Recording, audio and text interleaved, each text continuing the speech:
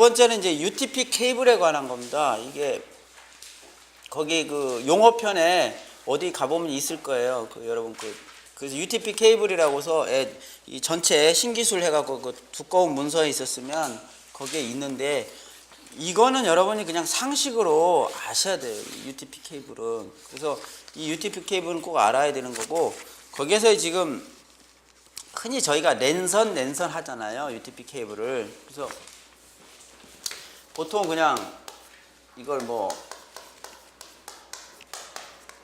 랜 케이블 이렇게도 얘기하는데, 종류는 알아야죠. 그래서 UTP가 언실드 트위스트 페어다. 그 스펠링 정도는 암기하셔야죠. 그래서 UTP가 뭔지는 알았는데 스펠링을 몰랐다.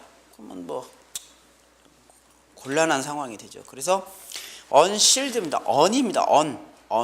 언이란 단어가 있죠. 부정이잖아요. 그래서 뭐예요? 실드가 안 된 트위스트 페어다. 트위스트는 뭐예요? 꼬여 있다 이 말이죠. 그래서 뭡니까?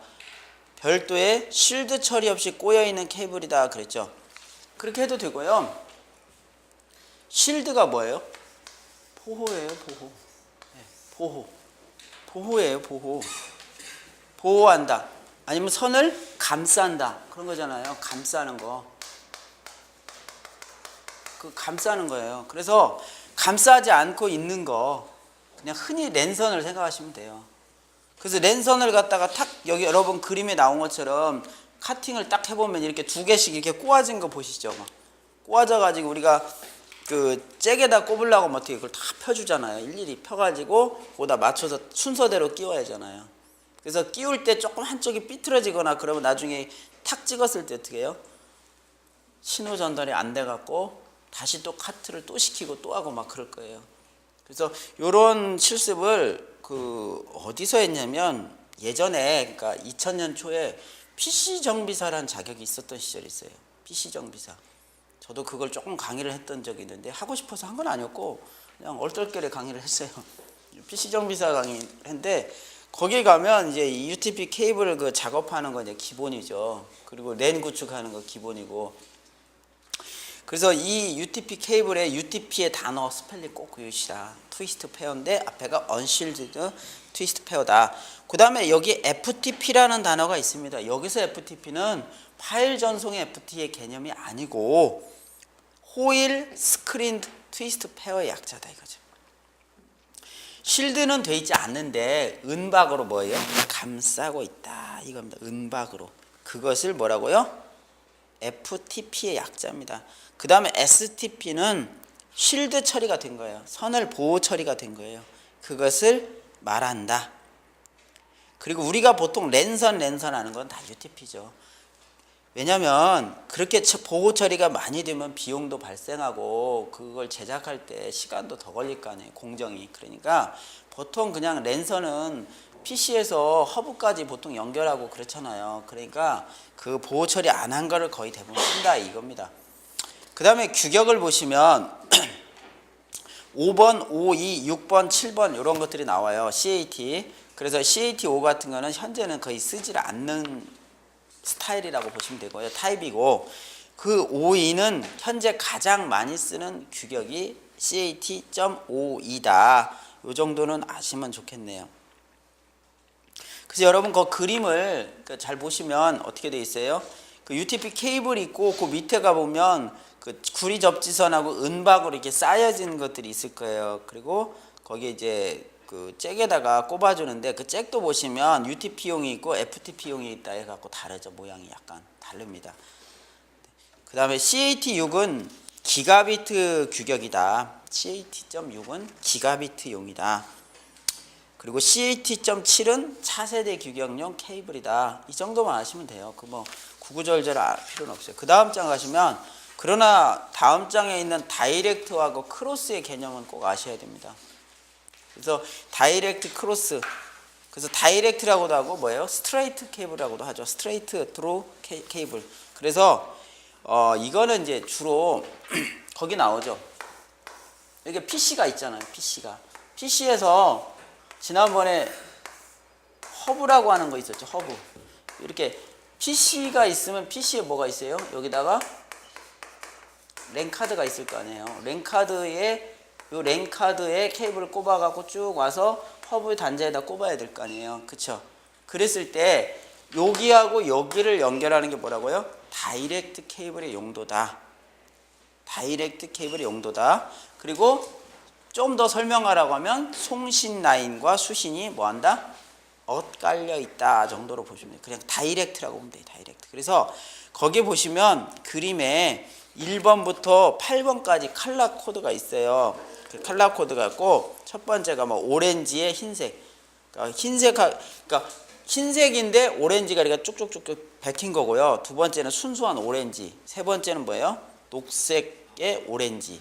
그죠? 그 다음에 파랑 색깔, 그 다음에 파랑색의 흰색, 그 다음에 뭐예요? 그냥 순수한 녹색, 그 다음에 갈색 있죠. 갈색과 흰색이 섞인 거. 그 다음에 순수한 갈색. 요렇게 가는 거예요. 그래서 여기는 1번부터 8번이 보내는 쪽, 받는 쪽 순서가 어떤 거예요? 똑같은 거. 똑같은 거. 이걸 뭐라고요? 다이렉트다. 보시면 되고요. 크로스라고 하는 거 있어요. 크로스.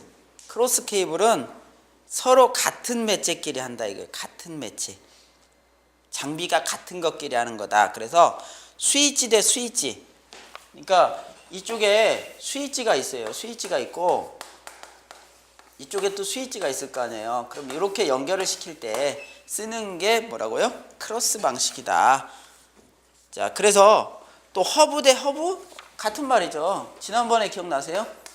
우리가 통상 허브라고 하는 것은 더미 허브를 생각하라고 그랬고 스위치라고 하는 것은 스위칭 허브를 생각하라고 그랬잖아요. 그래서 같은 의미예요. 그런 것은 크로스다. 그래서 얘는요. 그림을 보면 아실 거예요. 한쪽은 그러니까 송신 쪽은 그 다이렉트에 있는 배열하고 똑같은데 수신 쪽이 어떻게 돼요? 얘가 반대로 된다고 생각하면 돼요. 거기 반대라기보다 그것이 좀 배열 상태가 바뀐다. 그렇게 이해를 하시면 돼요. 그래서 한 번 정도 꼭 봐주시면 좋겠다는 거. 그래서 그 기출문제 보시면 그 케이블에 관한 것이 아마 한 문제가 있을 겁니다. 그 다음에 여러분이 이제 그 다음 넘기면 뭐가 나오냐면 광다중화가 있을 거예요 아마. 그쵸? 예, 광다중화가 있고 뭐 전송장치 뭐 이런 게 있거든요. 그래서 광다중화, 지난번에 다중화하고 집중화 얘기를 한 적이 있었는데 이번에는 뭐예요? 광을 다중화한다. 그래서 옵티컬 멀티플렉싱이라고 해서 하나의 뭘로 이용하는 거예요? 광섬유, 광케이블 같은 말이에요. 광섬이나 광케이블로 전송하는 기술을 광다중화라고 합니다. 광다중화. 그 종류가 여러 가지가 있죠. OTDM, OCDM, WDM, OFDM, SCM 등이 있다. 그래서 종류가 뭐뭐가 있는가 정도는 꼭 보셔야 됩니다. 그러면 여기서 OADM이라는 용어가 있어요. 그래서 옵티컬 애드 드롭 멀티플렉서라는 말 있죠. 애드가 뭐예요? 더 한다는 거죠. 덧셈 한다는 뜻이잖아요. 맞죠? 그래서 이게 광분기 결합 전송 장치입니다. 분기 결합 전송 장치를 OADM이다. OFDM은 광 주파수 분할 다중화 방식. FDM에다가 앞에가 옵티컬이 들어간 광 주파수 분할 다중화 방식이에요. 그러니까 광을 이용한다는 겁니다. 광통신에서. 그거 기억을 하시면 되고, 그 다음에 지난번에 우리 다중화 보면 FDM 있고 TDM 있었잖아요. TDM은 시간 분할이고 FDM 주파수 분할 기억이 나실 거예요. 그런데 여기는 광이 O자를 붙여서 옵티컬에 붙여서 광시 분할 다중화. 네. 그래서 그 개념을 추가가 된 거구나 정도 보시면 되고요. 그 다음에 이제 WDM이라는 용어가 나옵니다. 그래서 WDM 광전송 장치. 그래서 얘 같으면 뭐 WDM 웨이브랭스죠. 웨이브랭스. 웨이브랭스고요. 나머지는 똑같죠. DB죠.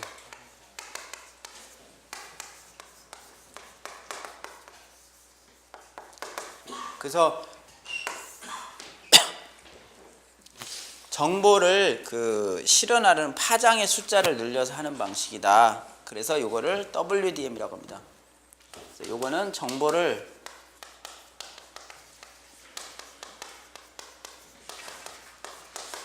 4장의 숫자를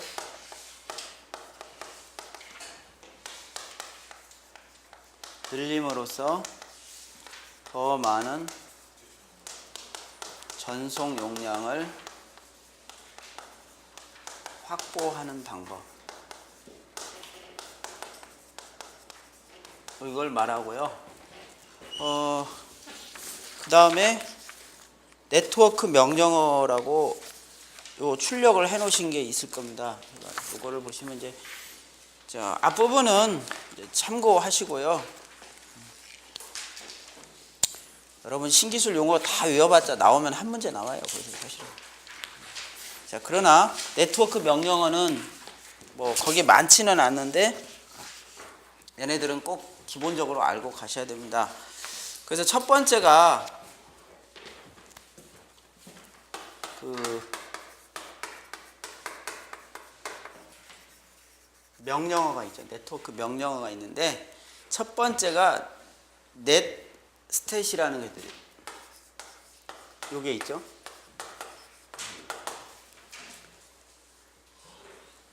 그래서 얘는 프로토콜 통계나 TCP/IP 네트워크 연결을 표시하는 명령어입니다.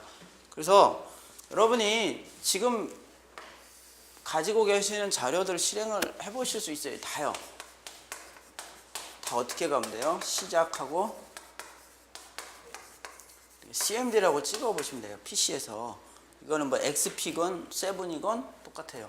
그래서 시작하고 실행하고 CMD를 찍으면 도스 창이 뜰 거예요. 이렇게 시커먼 창이 뜨면 거기다가 여러분이 NET, ST, AT라고 딱 찍으시면 되고요.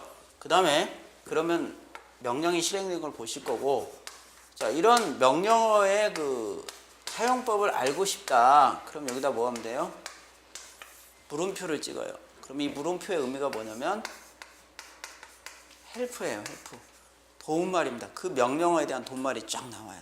옵션이고 뭐 사용 방법이 다 떠요. 예제가 거의 이렇게 돼 있어요. 구조가. 그래서 요거를 보시면 되는 겁니다. 그래서 지금 여기에 있는 자료는 그 일반적인 네트워크 명령어 중에서 여러분 PC에서 거의 다 확인해 볼 수 있는 거고요. 특별히 뭐 리눅스라든지 여기서 어떤 제한적 어떤 특정한 그 OS에만 맞춰진 것들은 제외가 된 거라고 보시면 됩니다. 근데 시험 출제하는 사람들은 거의 보통 그 표준형을 출제를 하지 어떤 특정한 거에다 맞춰서는 잘 안 한다는 걸 아셔야 돼요. 그래서 거기 결과물을 보시면 로컬 주소, 외부 주소, 상태가 나오죠. 그러니까 로컬, 외부, 상태. 그러니까 네스 했을 때 로컬 주소하고 외부 주소하고 이 상태가 표시가 된단 말이에요. 얘네들이요. 이게 요런 것들이 다 뜰 거예요. 그리고 그 앞에가 프로토콜이 뜹니다. 그래서 프로토콜에 보니까 다 TCP라고 써 있죠. 거의다가 거의 TCP 기반이니까 이게. 그래서 TCP 기반에 로컬 주소가 써 있을 거예요. 그래서 뭐 192, 168, 0.5에 뭐 4241 해서 외부 값이 얼마고 상태가 어떤 상태고. 그렇죠. 그래서 여러분이 여기서는 이스태블리시라는 거 하고 클로즈하고 리스닝이라는 그 의미를 한 번씩 보시면 돼요. 클로즈는 이제 닫힌 거니까 끊어진 연결이라는 거고, 이스태블리시는 연결인 중인 거고, 리스닝은 열린 포트다. 이런 의미를 갖고 있구나. 그러면 NET 스테이트, 넷스탯을 요 명령을 설명하라. 그러면 뭐 어떻게 해야 되냐 이거예요. 이거는 맨 위에 있는 것처럼 연결을 표시한다 이렇게 해도 되는데 제일 좋은 말은 이거죠. 네트워크 거기 굵은색으로 제가 든 거 있죠. 그거는 여러분이 알고 하시는 굵은색. 네트워크 연결 현황을 알고 싶을 때 이때 쓰는 거예요. 네트워크 연결 현황을 알고 싶을 때 쓰는 것이 이거지. 거기에 뭐 외부 주소, 내부 주소하고 이거 구구절절을 할 필요는 없어요. 시험이 나온 게 지금까지 나온 게 이런 거예요. 설명드릴게요. 이 문제를 푸는 요령이 요 명령을 줘요. 그리고 얘가 의미가 뭐냐 이렇게 물어보는 게 하나 있어요. 또 하나는 지금 거기 여러분 갖고 있는 예제처럼 얘네들을 리스트를 뭐 이렇게 길게 안 주고 한 대여섯 줄을 줘요. 7, 8줄이나 이 정도 주고 이렇게 결과를 쫙 보여주고 이렇게 결과가 나오게 됐는데 어떠한 명령을 사용했느냐 하고 물어봐요. 둘 중에 하나예요.